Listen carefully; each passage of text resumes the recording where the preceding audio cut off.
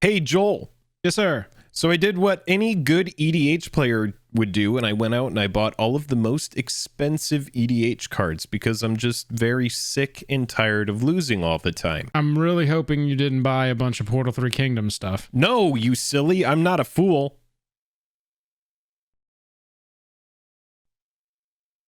What I went ahead... Oh, no. Okay. No, no, you silly. I'm not...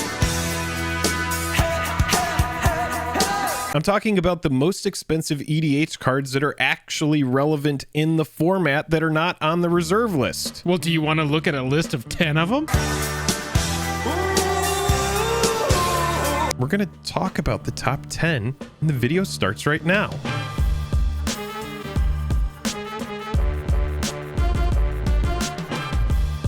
Special thanks to our Patreon supporters who power our channel. Check out our Patreon for monthly giveaways, exclusive content, and even a starring role in our fan fight series. Link in the description below. Hello and welcome to the day. Thank you for spending your time with us. I'm Jake. I'm Joel. Welcome back to another episode of Jake and Joel Are Magic. We're going to talk about our top 10 expensive EDH cards. Definitely not including Portal 3 Kingdoms. But before we do get into these, if you would, go down there, hit that like button if you like the video by the end of it. Hit that dislike button if you don't. It really helps us out. It's the best way to support the channel with just the click of a button. And if you like Jake and Joel, head on over to Patreon. Get involved on a deeper level. We've got 10 cards to talk about today. Well, actually 11, because we are going to talk about one P3K card. Spoiler. Let's get into the cards.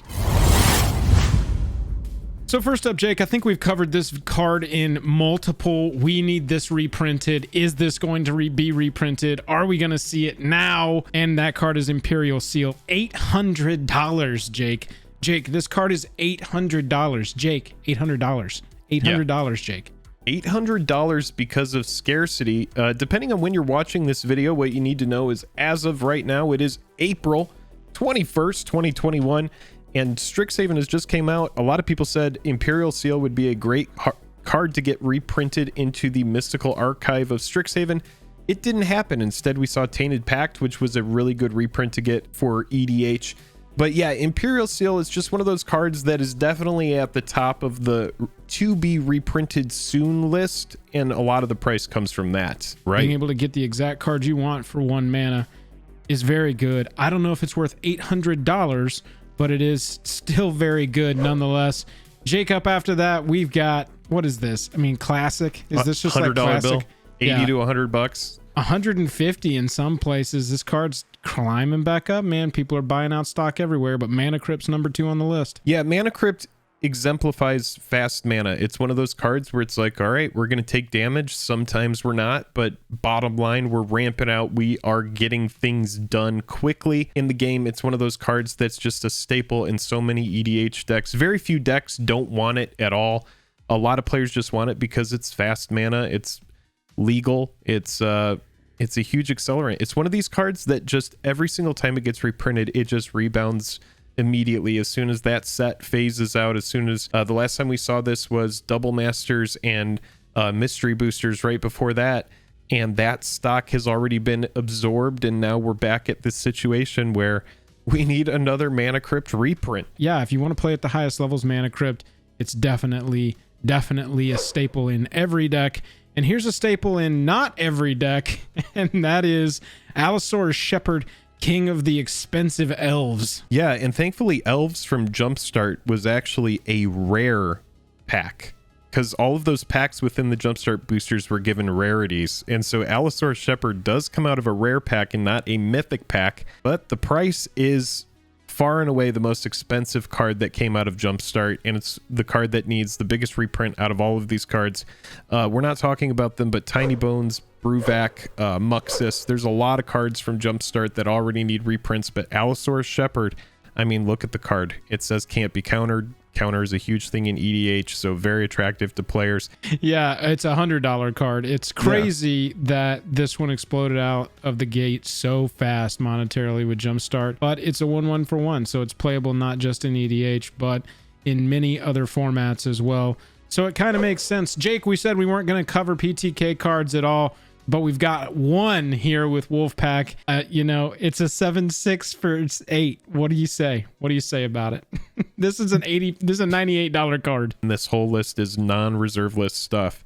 So think of P3K as scarce, big reprint targets. I want you to think of cards like Grim Tutor, Imperial Recruiter, or 3 Visits, which we just saw a reprint of. 3 Visits took a huge price dive. As soon as you satiate that scarcity, these cards just plummet in price. So Wolfpack here represents everything from Portal 3 Kingdoms. That entire set, all of that stuff can be reprinted at any point, which would kill the price. Ask yourself, would you run this? Is it worth the $98 that Joel said? I don't think it is, but it is on this list because it's worth talking about. So besides Imperial Seal, which we wanted to bring up because we've brought it up in so many videos as needing a reprint, Wolfpack is going to stand in for all of the other Portal 3 Kingdoms cards that we could have covered. They're all really expensive. They're all up around this $100 price point. Imperial Seal and Wolfpack are sort of going to represent that for us in this video. Jake, here's a card that was just freaking printed. Jeweled Lotus. This is supposed to be a $20 card, right? That was the meme. That's what people said. They said that it wasn't good, but when I read it, it's very hard for my brain to make sense of anything other than it's really good. Like, I try to trick my brain into thinking it's not good, but in any deck where somebody values getting their commander out early, it seems good. Am I wrong? No, you're not wrong. Yeah, base level price on this right now, $85. We've gone past a $20 card at this point. Jeweled Lotus is good. Turns out Jeweled Lotus is good. Turns out any other artifact commanders that are printed in the future are just going to make it better and better. Jeweled Lotus is going to need a reprint pretty soon. Secret Lair would be nice. I was just going to say, look out for Secret Lair for a lot of these cards. I could see Jeweled Lotus popping up in a Secret Lair. I could see Manicrypt popping up in a Secret Lair. Yeah. Probably not together. That would be one hell of a Secret Lair. So let's talk about Norwood Priestess. 2 green, 2 other. This is a portal card. On your turn before you attack, you may tap Norwood Priestess to put any green creature from your hand into play without paying for it. This card is actually good. You can actually do some crazy stuff with this card. Again, a scarcity play I would expect once this comes out, for it to take a significant price dive, but it is a good card with some good utility that can ramp stuff out early. So I do like this card. It is a Portal Second Age card, so it doesn't fall into Portal 3 Kingdoms, but it is another Portal card that's really, really expensive. But like Jake said, this card is actually good. $85 right now. I expect, like Jake said, for it to dive as soon as it's reprinted. And after that, Jake, we've got Cabal Coffers, an $80 land that can only be in black decks. Man, it is a must answer. It is one of those lands where if you have a wasteland, if you have any way to deal with it, just make sure that you do. Huge accelerant for black, just absolute nuts. And if you have Urborg on the battlefield, you know, it just gets that much better. This is an uncommon from Torment, reprinted as you can see here in Plane Chase, but yeah, uncommon from Torment that is far and away the most expensive card that came out of that set. Yeah, it's nuts. It's gotten up into the $80 range. I would expect to see this pretty soon to move some sort of set. Jake, next up we've got the 2 Eldrazi, Kozilek, Butcher of Truth, and Ulamog, the Ceaseless Hunger. We've got $86 and $77 each on these cards. And Jake, I think these represent just the fact that, you know, there's a lot of ways to cheat creatures onto the battlefield in EDH, and they're both big, stompy, crazy creatures that people really like to play.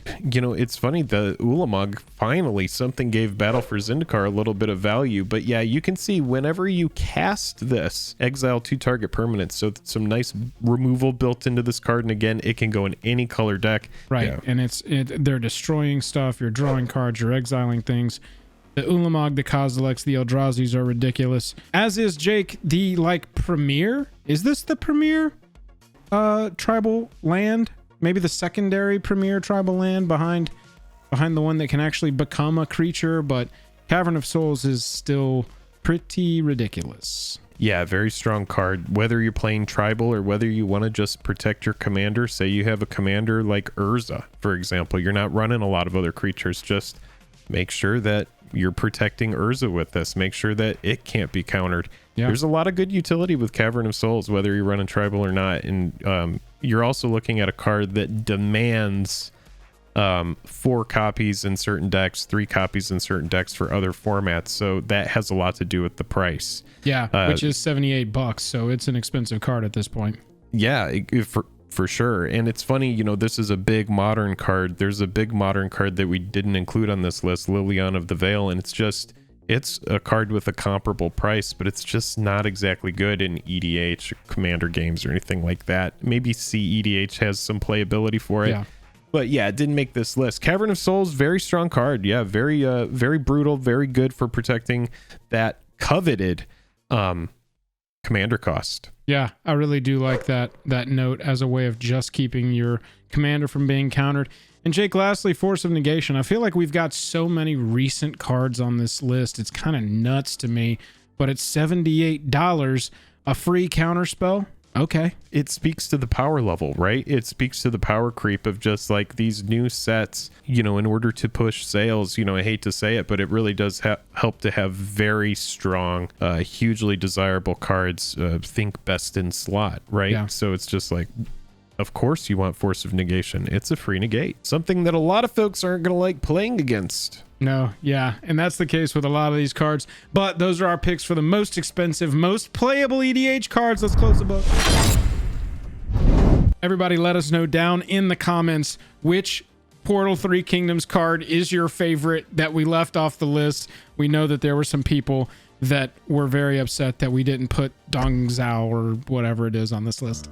We've talked about the top 10 cards as of April of 2021.